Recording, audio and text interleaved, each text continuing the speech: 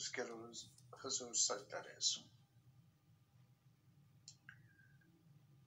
रब्बुल अफ़वाज, बहरबार के खालिक और मालिक, यीशु मसीह में हमारे कदूस आसमानी बाप, दिल की गहराइयों से तेरा शुक्र, तेरी तारीफ, तेरी हम्द करते हैं। खुदावंद, तेरी सब मेहरबानियों के लिए, तेरी मोहब्बत के लिए, तेरी शफकत के लिए, तेरी वफा के लिए खुदावंद, और तेरी हिफाजत के लिए खुदावंद। तो हर लम्हा, हर घड़ी खुदावंद तेरी आंख हमें देखती है। खुदावंद, जब हम भटक जाते हैं तो खुदावंद तू हमें राह रास्त पर लाता है। जब हम तुझे भूल जाते हैं तो खुदावंद तू हमें याद दिलाता है। ऐ खुदावंद, तेरा शुक्र करते हैं कि तू हमें कभी नहीं भूलता, और खुदावंद तू हमें प्यार करता है, और खुदावंद तू हमें अपने नाम के लिए इकट्ठा करता है। ऐ खुदावंद कादिर मुतलक खुदा, मैं तेरा शुक्र करता हूँ, तेरे बच्चों ने रूह और सच्चाई से तेरी इबादत, तेरी परस्तश की, तेरे नाम को धन्यवाद कहा, और खुदावंद तेरी स्ताइश, तेरी हमद की। खुदावंद, ये सब तेरे हुजूर बखूर की मानद मकबूल और मंजूर ठहरे। और खुदावंद, इस वक्त जबकि हम अपने दिलों की सरजमीन को खुदावंद तैयार करते हैं ताकि तेरे कलाम की रोटी से सेर हों, खुदावंद कादिर मुतलक खुदा, मिन्नत करता हूँ कि खुदावंद तो हमारे जहनों की जमीन को नरम और मुलायम कर, ताकि जब तेरे कलाम का बीज बोया जाए तो खुदावंद वो इसमें जड़ पकड़े और बढ़े और तानावर हो और बहुत सारा फल लाने वाला। खुदावंद, तेरे खादम के लिए, पास्टर अशरफ के लिए तेरे हजूर मुल्तजी हूँ। खुदावंद, तू अपने बंदा का मुंह बन, और खुदावंद उसमें से होकर बोल, अपनी मर्जी को हम पर अया कर, ताकि खुदावंद तेरे कलाम के वसीला से हम तकवीयत पाए और जिंदगी के दुरुस्त रास्ते पर चले, तेरी मर्जी को पूरा करें।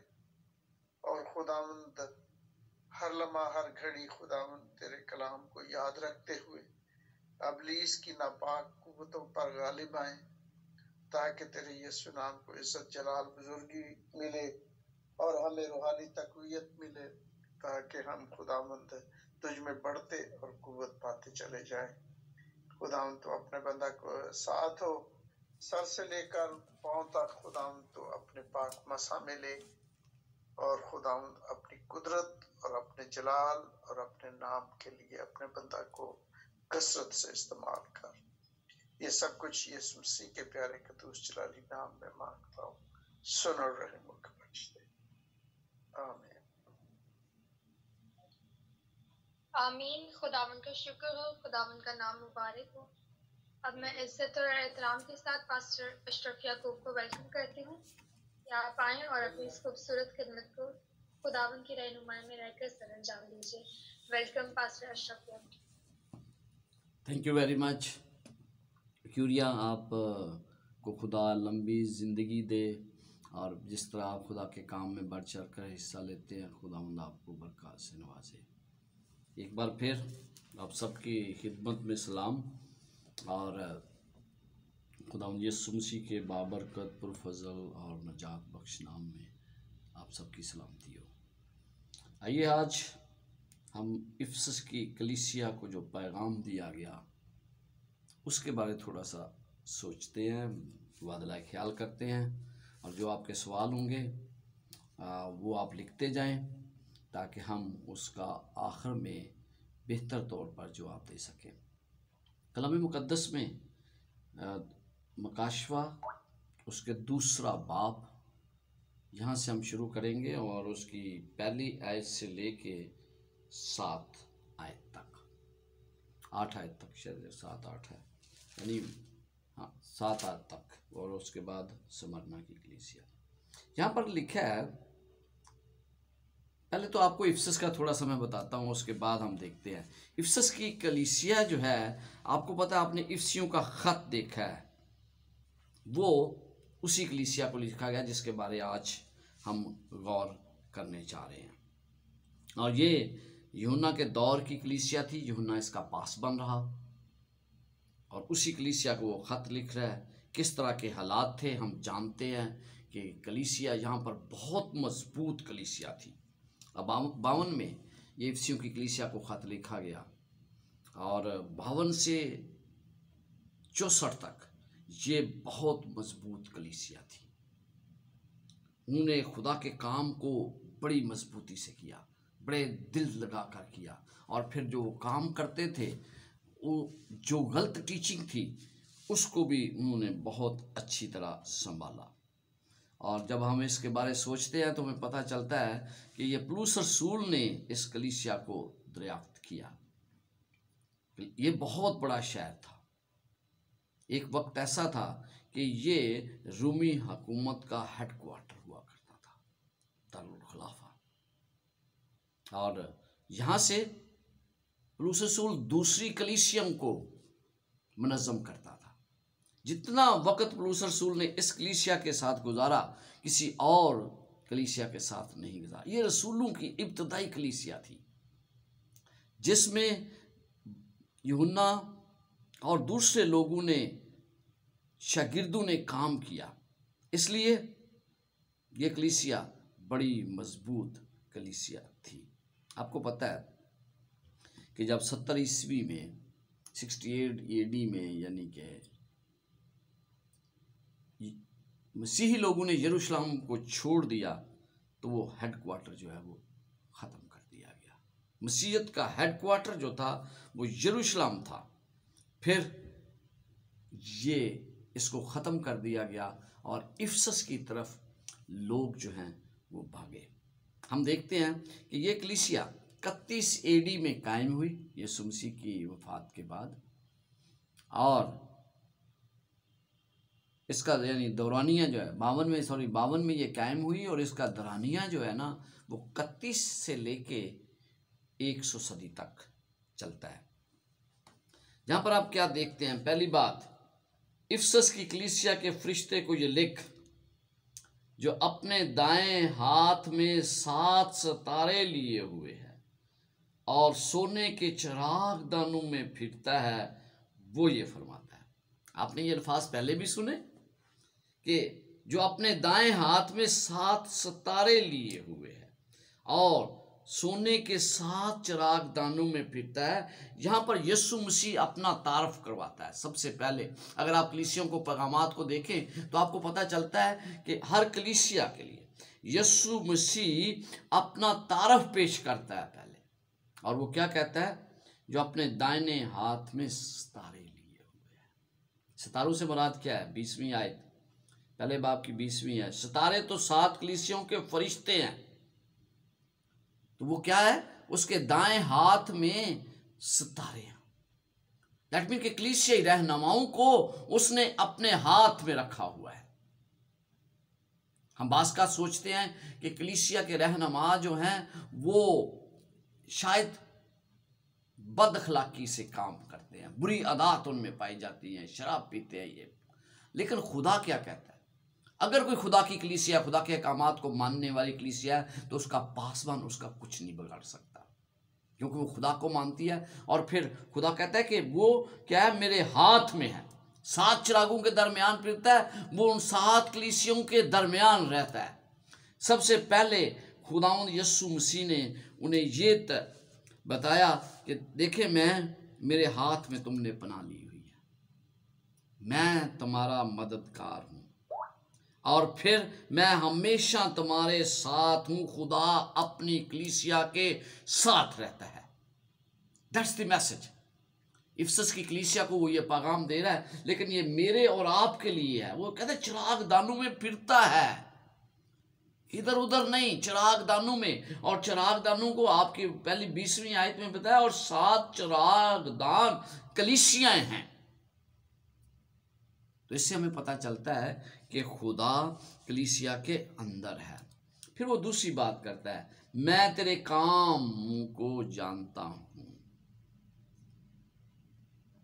कितनी अच्छी बात है कि खुदा मेरे कामों को जानता है। वो जानता है कि मैं किस हाल में हूं। कलीसिया, जो भी खुदा की कलीसिया है, वो खुदा के अहकामात पर अमल करती है और यीशु मसीह की गवाही देने पर कायम है। मुकाशवा 12वां बाब और उसकी 17 आयत के मुताबिक वो खुदा की कलीसिया है। और खुदा क्या कहता है कि मैं उसके दरमियान फिरता हूं और मैं तेरे कामों को जानता हूं।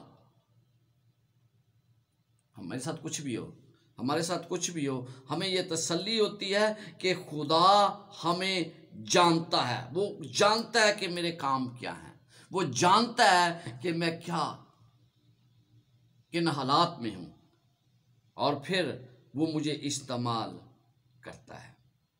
ये खुदा के लोग, खुदा के लीडर उसके हाथ में हैं, इसलिए वो जानता है। और फिर कहता है, यानी माजी, हाल और मुस्तकबिल को जानता है वो कलीसिया के। यदि मैं तेरे काम और तेरी मशक्कत और सब्र को जानता हूं। जो मेहनत ये कलीसिया कर रही थी, यकीनन खुदा उससे बड़ा खुश था। माजी, हाल और मुस्तकबिल को जानता है। मशक्कत, मेहनत से काम करना, जामफशानी से काम करना। पौलुस रसूल कहता है कि जामफशानी से काम करो खुदा के लिए। जामफशानी से मतलब क्या है? जामफशानी का मतलब ये है कि पूरी मेहनत और लगन से खुदा के लिए काम करना। कहता है मेन मशक्कत और तेरे सब्र को जानता हूं, और ये भी कि तू बदों को नहीं देख सकता। व्हाट अ मैसेज है। कलीसिया में झूठी तलीमात आज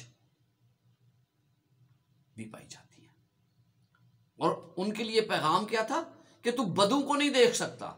जो लोग झूठी तलीमात देते हैं, तूने उनको उनके खिलाफ बगावत कर दी है, तू डट गया उनके खिलाफ। क्या आज मैं, जो कलीसिया में झूठी तलीमात हैं, बाइबल के बरक्स तलीमात है, मैं उनके बारे में मेरी क्या राय है? क्योंकि बाइबल मुकद्दस में यीशु मसीह ने बड़े वाज़िया तौर पर बता दिया था कि भाई झूठी तलीमात होंगी, झूठे नबी और झूठे उस्ताद होंगे। तो लिहाजा हैं, तो किस तरह हम उनकी पहचान कर सकते हैं?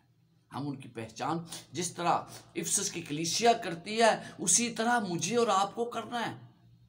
कि अगर पाकिस्तान में एक बड़ी अहम बात जो अक्सर की जाती है, वो ये है कि भाई कोई भी शख्स आ जाए तालीम देने के लिए, हम उसे कबूल करते हैं।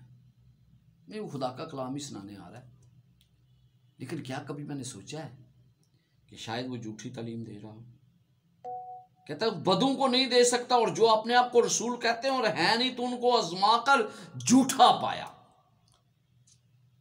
मुझे और आपको जो झूठी तालीमात देते हैं ना, इफिसस की कलीसिया की तरह, मुझे और आपको इसके बारे इल्म होना चाहिए। यूहन्ना इसके मुतल्लिक आगाह करता है। यूहन्ना रसूल जिसने इस चीज़ को लिखा, वो हमें आगाह करता है कि हम क्या हैं और क्या कर सकते हैं, और इनके बारे में हमारी राय क्या है। देखें, पहला यूहन्ना 4 बाब और उसकी पहली 3 आयत पढ़ेंगे। कहता है, अज़ीज़ो, हर एक रूह का यकीन ना करो। हर एक का यकीन नहीं मुझे करना। भाई बाइबल मुकद्दस जब मुझे कह रही है कि हर एक का यकीन करो ना करो, किस तरह यकीन करो? उनको आजमाओ कि वो खुदा की तरफ से हैं या नहीं। क्या मैं ये चाहूंगा कि मेरे बच्चों को कोई झूठी तालीम दे? नहीं, और आपको भी ऐसा ही सोचना है, क्योंकि झूठी तालीमात आज बहुत ज्यादा पाई जाती हैं। और फिर क्या कहता है? कहता है रूह को आजमाओ कि वो खुदा की तरफ से हैं या नहीं, क्योंकि बहुत से झूठे नबी दुनिया में निकल खड़े हुए हैं। ये यूहन्ना के वक्त की बात है, जब अभी नई नई मसीहत फैल रही थी। अगर उस वक्त है तो आज कितना ज्यादा है। आज आपको पता है 3-4 हजार कलीसियां पाई जाती हैं। यीशु मसीह ने तो कहा था एक ही कलीसिया, एक ही ईमान और एक ही बपतिस्मा है। तो फिर हम पता नहीं इतनी कलीसिया को किस तरह कबूल करते हैं। दूसरी आयत, खुदा के रूह को तुम इस तरह से पहचान सकते हो कि जो कोई रूह इकरार करे कि यीशु मसीह मुजस्सम होकर आया, वो खुदा की तरफ से है। पहचान। बहुत से लोग आज यीशु मसीह के मुजस्सम होने का इनकार करते हैं और मुख्तलिफ बहाने ढूंढते हैं कि भाई नहीं ये इस तरह हुआ, ये नहीं इस तरह हुआ। नो, मुजस्सम होने का मतलब मुजस्सम ही है। और फिर कहता है कि मुजस्सम होकर वो खुदा की तरफ से है, और जो कोई रूह यीशु का इकरार ना करे वो खुदा की तरफ से नहीं। और यही मुहालफे मसीह की रूह है जिसकी खबर तुम सुन चुके हो कि आने वाली है, बल्कि अब भी दुनिया में मौजूद है। मुहालफे मसीह, जो मसीह की मुखालफत करते हैं, वो पौलुस रसूल कहता है कि वो मकदस में बैठकर खुदा की भी खिलाफ बातें करते हैं। मकदस में बैठकर कभी आप कोई ये पता चलता है कि भाई कभी भी ये मत सोचे कि जो लोग खुदा की झूठी तलीमात देते हैं वो कभी भी आपको ये नहीं कहेंगे कि झूठी तलीमात है। फिर अमाल 20 बाब और उसकी 29 और 30 आयत में पौलुस रसूल इन्हीं झूठे नबियों के बारे में हमें आगाह करता है। मैं ये जानता हूं कि मेरे जाने के बाद फाड़ने वाले भेड़िए तुम में आएंगे जिन्हें गल्ला पर कुछ तरस ना आएगा, और खुद तुम में से ऐसे आदमी उठेंगे जो उल्टी उल्टी बातें कहेंगे ताकि शागिर्दों को अपनी तरफ खींच ले। बहुत से आज रोजगार बनाया गया है, और जो हम पाकिस्तान में रहते हैं शायद आपको पता ना हो, लेकिन हम जानते हैं कि अगर चंद लोग इकट्ठे हैं ना, घर के अफराद हैं, फैमिली है, तो वो एक नया चर्च बना लेते हैं।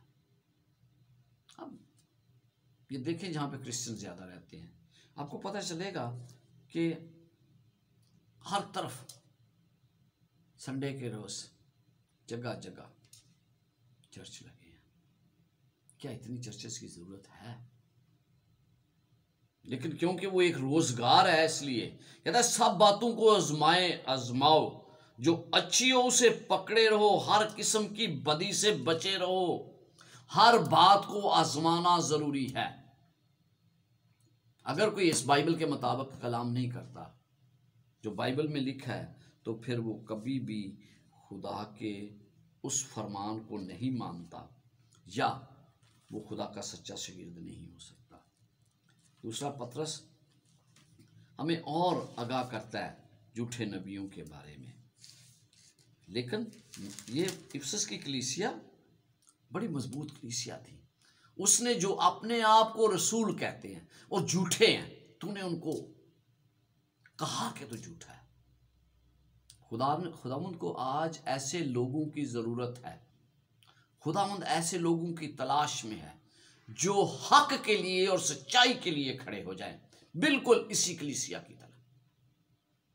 चाहे आसमान गिर जाए लेकिन वो सच्चाई पर कायम रहे। खुदा को ऐसे लोगों की आज जरूरत है।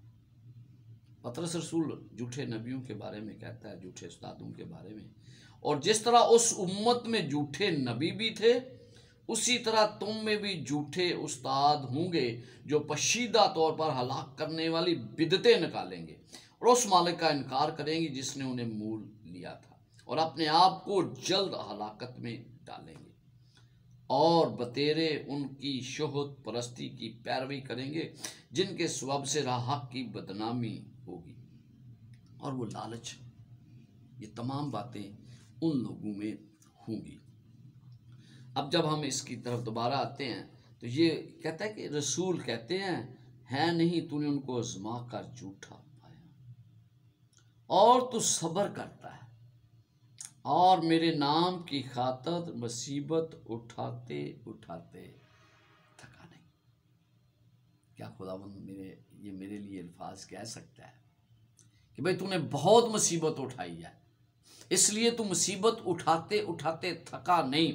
तूने हर तरह की चीज़ों को बर्दाश्त किया है, और फिर तूने उन लोगों को पहचाना है मेरे नाम की खातिर। यीशु वो शागिर्द थे ना, कहते तेरे नाम की खातिर हमें दुख पहुंचा है, मुसीबत आई है तेरे नाम की खातिर। तो जब वो कहते हैं तेरे नाम की खातिर, शुक्र है कि हमें मुसीबत में डाला गया, हमें उसकी खातिर कुछ अजियत बर्दाश्त करना पड़ी, तो इसलिए हमें यीशु नाम की खातिर आज़ार सानी उन्हें दी जा रही थी।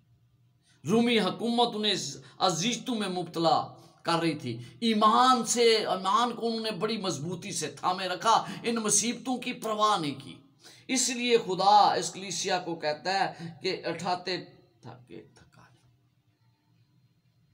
फिर एक बात जो अब करने लगा है ना, अगर यहीं रुक जाए ना तो हर कोई चाहेगा कि इस तरह की कलीसिया हमारी हो, लेकिन अगली आयत में यीशु मसीह इस कलीसिया को तंबी करता है, और वो तंबी क्या है?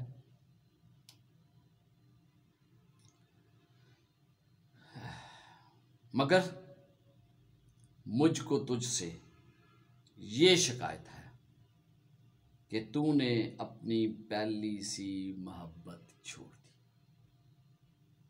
ये क्या है पहली सी मोहब्बत?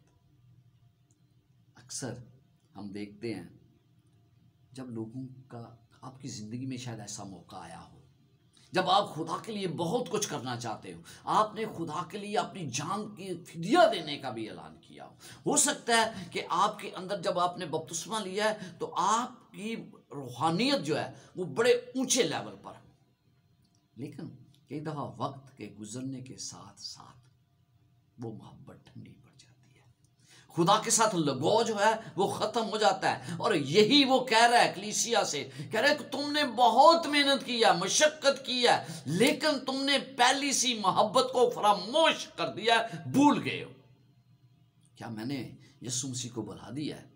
मैंने जब यीशु मसीह को कबूल किया तो मैं कैसा था, मेरी आदत कैसी थी, मैं खुदा के कलाम पर कितनी तवज्जो देता था, कितनी मेहनत से खुदा के कलाम को पढ़ता था, देखता था, उसकी रिसर्च करता था, क्या मैं आज भी करता हूं? अगर मैंने पहली सी मोहब्बत छोड़ दिया तो खुदावंद उस कलीसिया को क्या कहता है?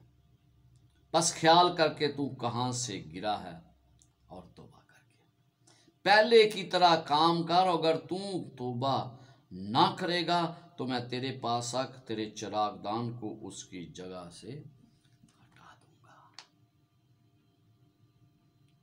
पहली सी मोहब्बत तर्क कर दी है। खुदा फिर रास्ता बताता है, खुदा हर कलीसिया को उसकी कमजोरी से आगाह करता है। यही नहीं, आप आगे चल के देखेंगे तो आपको पता चलेगा कि हर कलीसिया से वो मुहातब है जिसके अंदर कमजोरी पाई जाती है, और फिर उन्हें इलाज बताता है। अब इलाज क्या है इसका? कहता है तौबा कर, पहले की तरह काम कर, जिस तरह तू मेहनत मशक्कत से काम करता था, जिस तरह तूने सब्र किया, वो बर्दाश्त किया, तमाम तकलीफों को बर्दाश्त किया, उनको याद कर, तौबा कर और पहले की तरह खुदा के काम को कर। अगर तू ऐसा नहीं करेगा तो उसके नताइज है, मैं आकर चिरागदान जिसमें मैं हूं, जिसका चिरागदानों में फिरता हूं, मैं क्या करूंगा? चिरागदान को उसकी जगह से हटा दूंगा, फिर मैं नहीं हूंगा इस कलीसिया में। यह है उस कलीसिया के लिए पैगाम जिसने बहुत मेहनत मशक्कत से काम किया, लेकिन क्या था कि वो उस जज्बे को भूल के, कई दफा जब काम शुरू किया जाता है तो बड़ा जोश और जज्बा होता है, लेकिन वक्त गुजरने के साथ साथ वो तमाम जोश और जज्बा खत्म हो जाता है, और इस कलीसिया के साथ भी ऐसा ही था। छठी आयत, अलबत्ता तुझ में ये बात तो है कि तू निकलों के कामों से नफरत रखता है, जिससे मैं भी नफरत रखता हूं। ये निकोलस कौन था? अगर आप अमाल की किताब उसका 6 बाब देखें तो आपको पता चलता है कि 7 डीकन चुने गए, जिनमें से एक स्टीफन था। एक निकोलस था।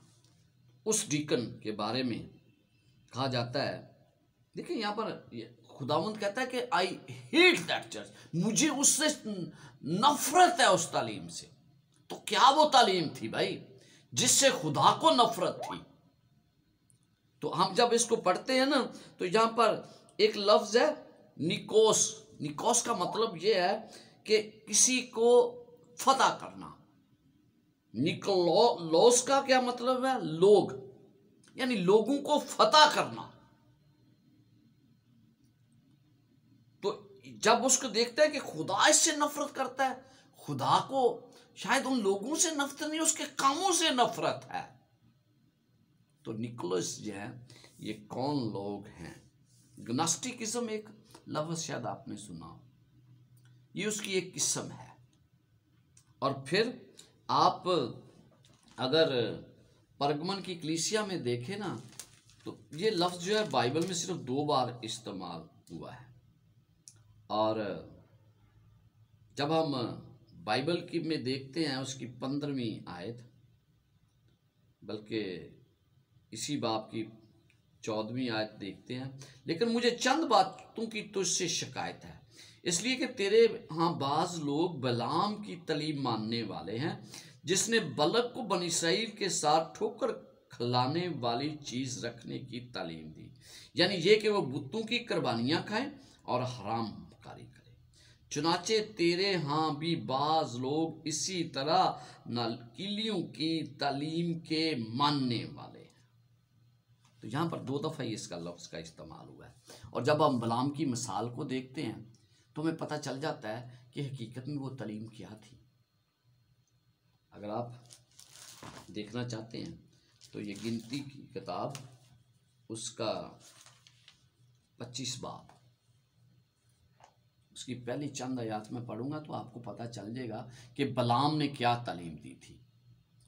और इसराइली शतीम में रहते थे और लोगों ने मुआबी औरतों के साथ हरामकारी शुरू कर दी, क्योंकि वो औरतें इन लोगों को अपने देवताओं की कुर्बानियों में आने की दावत देती थी और ये लोग जाकर खाते और उनके देवताओं को सजदा करते थे। यूं इसराइल बाल फरूर को पूजने लगे, तब खुदावंद का कहर बनी इसराइल पर भड़का। आपको पता है कि बलाम नाकाम हो गया, और जब नाकाम हुआ उसने तालीम देनी थी, उसने वो तालीम बरकत देनी थी बलक को, मुआब को, लेकिन वो तो इसराइलियों को बरकत दे रहा था। तो जब उसने ये देखा कि इतने बड़े इनामात से मैं महरूम हो गया हूं, तो उसने यू टर्न लिया और फिर एक दफा तो वो चला गया, लेकिन वो वापस आया और उसने क्या तालीम दी? उन्होंने कहा कि इसराइलियों को अपनी महफिलों में बुलाओ, खाने और हरामकारी की वजह से ये लोग खुदा से दूर जा सकते हैं। ये थी नकीलियों की तालीम। और वो वाज़िया तौर पर खुदा कहता है कि मुझे उनसे नफरत है। ये निकोलस के बारे में मैं बता रहा था, ये कौन था? ये पहले बुत प्रस्त था, पेगनिज्म से इसका ताल्लुक था। हिस्ट्री बताती है पेगनिज्म से ये यहूदियत में आया, और जब यहूदियत में आया तो उसके बाद वो मसीहत में आ गया, और जब मसीहत में आ गया तो ये बड़ा मजबूत था। ये मजहब तब्दील करने का इसको बड़ा शौक था, ये मजहब तब्दील करता था। और फिर ये उसके अंदर वही तालीम बुतों की पूजा की दोबारा से उजागर हुई, और इफिसस की कलीसिया ने इसको भांप लिया। लिहाजा वो कहता है, यीशु मसीह कहता है कि मुझे उनकी तालीम से नफरत है और इफिसस की कलीसिया से भी नफरत है। ये उसके अंदर खूबी थी कि एक तो वो झूठे नबियों को से नफरत करते थे, दूसरे गलत तलीमात से भी नफरत करते थे, और फिर बुतों के आगे कुर्बानियां चढ़ाना, ये नकीलियों की तालीम थी। अगर हम थोड़ा सा और देखें तो हमें पता चलता है कि ये एक ऐसी तालीम थी जिसे लोग इसलिए अपनाते थे कि वो ये सोचते थे कि हमारे जिस्म के अंदर रूह पाक है, रूह जो है वो जिस्म, नापाक जिस्म के अंदर पाक रूह कैद है, और जैसे ही इंसान मरता है वो रूह पाक जो है वो कैद से छूट जाता है और वो सीधा आसमान पर चला जाता है। ये उनकी भी तालीम थी। यानी कि आप जो मर्जी करें, मतलब ये कि आप जो कुछ मर्जी करें आप जिस्म से करते हैं, रूह का उससे का कोई तल्लक नहीं है, वो जिस्म के अंदर कैद है और जैसे वो पाक ही रहता है आप जो मर्जी कर ले, मतलब उनका ये है। लेकिन पाक रहता है इसलिए इंसान जो है उसके लिए आसमान खुला है, क्योंकि वो रूह पाक है, और रूह जब पाक है तो फिर कोई चीज़ आपको आसमान की बादशाह से नहीं रोकती। ये थी उनकी तालीम। और फिर खुदा ने उन्हें सराहा कि नकीरियों की तालीम से नफ़रत रखता है, जिससे मैं भी नफ़रत रखता हूँ। कहता है जिसके कान हों वो सुने कि रूह कलीसियों से क्या फरमाता है। देखें, ये उन कलीसियों के लिए पैगाम नहीं था। क्या लिखा है? जिनके कान वो सुने कि रूह कलीसियों से क्या फरमाता है। सबके कान है, सब सुन ले कि क्या वो क्या फरमाता है। फिर लिखा जो गालब आए मैं उसे जिंदगी के दरख्त में से जो खुदा के फरदोस में है फल खाने को दूंगा। जो गालब आए, यहाँ पर वो बागे अदन का दोबारा जिक्र कर रहा है कि बागे अदन में खुदा तुम्हें फिर से ले जाएगा अगर तुम गालब आओ, अगर वो पहली सी मोहब्बत को फिर से अपना लो, तौबा करो, तो फिर तुम्हें खुदा जन्नतुल फिरदौस में जगह देगा। यही पैगाम उस कलीसिया के लिए था, यही पैगाम मेरे और आपके लिए भी है। खुदावंद आपके साथ हो और आपको बरकत से नवाजे। आमीन।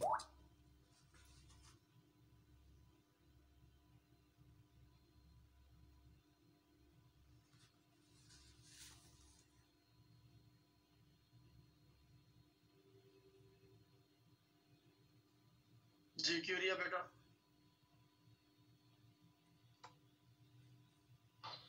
जी, खुदावंद के शुक्र सलाम के लिए, खास तौर पे खुदावंद के खादिम, खुदा के मंसूर के लिए जिन्होंने खूबसूरती के साथ यीशु मसीह के मुकाशफा की तशरीह हम तक पहुंचाई। खुदावंद का शुक्र अदा करते हैं।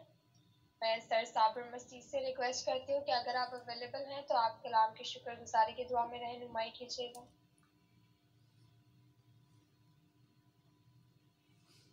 आमीन। थैंक यू बेटा, God bless you. I am खुदा का शुक्र करते हैं। कदूस कदूस कदूस पूरी कुदरत वाले खुदा, तेरा शुक्र, तेरी तारीफ, तेरे नाम को चला लो खुदा।